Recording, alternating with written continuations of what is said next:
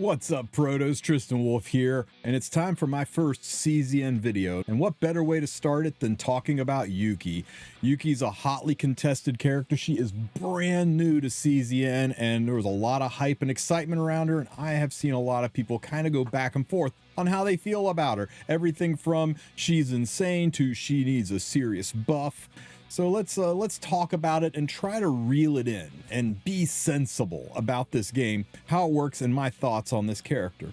So first things first, Yuki is a green or order element, I think is what they call it. Yeah, order elemental character, just like my Hugo. So she's gonna compete for the same damn resources. Lovely.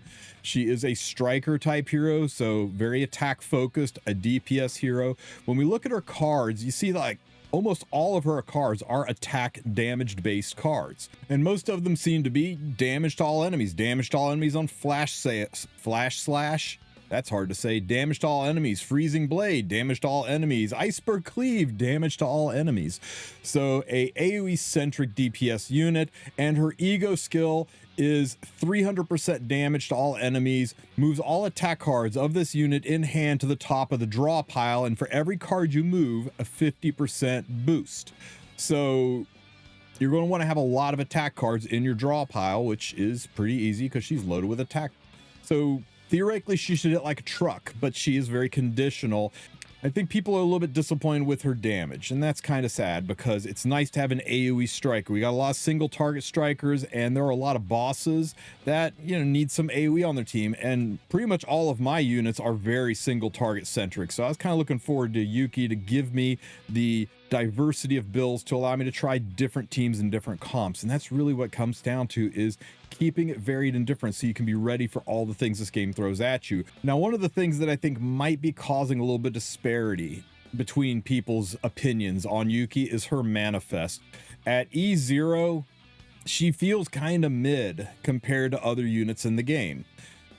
You get her E1 banged out, and it's a pretty significant uptick, but man, her E2 at the start of the battle activates inspiration. This is crazy. This converts her into a whole ass new unit and makes her much more powerful. So I think people that have her at E2, she's gonna feel a lot stronger. I mean, obviously she feel a lot stronger, but it's such a significant jump. Here's the thing, guys. A lot of us are coming here from Epic 7. Not all of us, but a lot of us. Or we're coming from other hardcore games. And Chaos Zero Nightmare, though it can be played somewhat hardcore, it is not by nature a hardcore game. They're trying to appeal to the casual audience as well as the hardcore audience, and it is set up to be that diverse. Thing number two is it is not a competitive game. We get people looking at tier lists left and right. What's the best unit? Why isn't this unit strong? This unit should be nuking everything. She's the brand new DPS unit. Why isn't she crushing and killing everything in front of me? Because that's awful. That's boring. You guys remember Firefly and Star Rail? How fun was that? How fun was one character that just trivialized the entire game, and all you got to hear about was, oh, just get this unit and the game's easy, and then suddenly the game's easy because of this unit and she's ruining the game. You don't want that in a PvE game.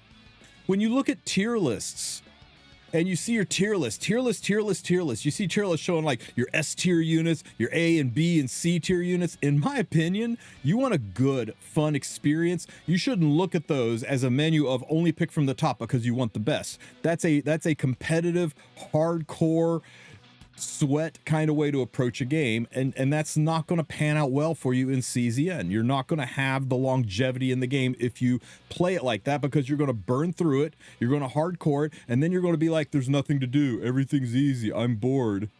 Where's the content, developers? You don't want that. You want it to stay somewhat challenging and enjoyable. The tier list should more be a scale of how much effort do you want to put into the game, how much thought you want to put in game, how challenging do you want to make the game. Me personally, I think S tier units and C tier units are my least wanted units. Give me A and B tier, right? C tier just feels too dog water to be fun, and I'll just get frustrated. You know, maybe some of the big brains out there will enjoy coming up with ways to make those guys work, but nah. S tier units, I got better things to do than play a game where I just press a button, watch auto, and it's over. There's no challenge to that, and nothing easy, that takes time, is worth doing. Except my ex. Anyway, I think she is probably an A or a B tier unit. Some people say more B than A, but she is only 48 hours old, guys.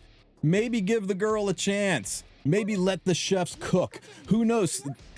Smilegate might drop a new card that totally changes the way she plays. A new partner might come out with the next unit that synergizes perfect with her. Other units could come out that pair well with her. You can't judge a unit on just the first hours.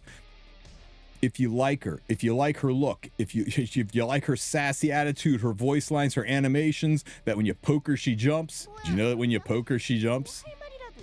She is beautiful. She's got a sword. She has got personality. She's beautiful. She's rich. She's got huge tracts of land.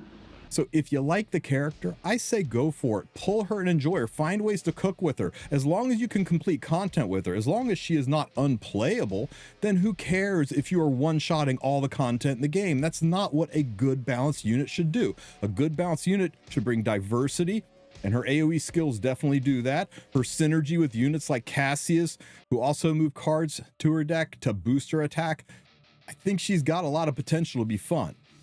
And if one-shotting everything and having all of the S-tier units and flexing on your friends in Discord, if that's fun for you, then you do you. Maybe Yuki is not for you.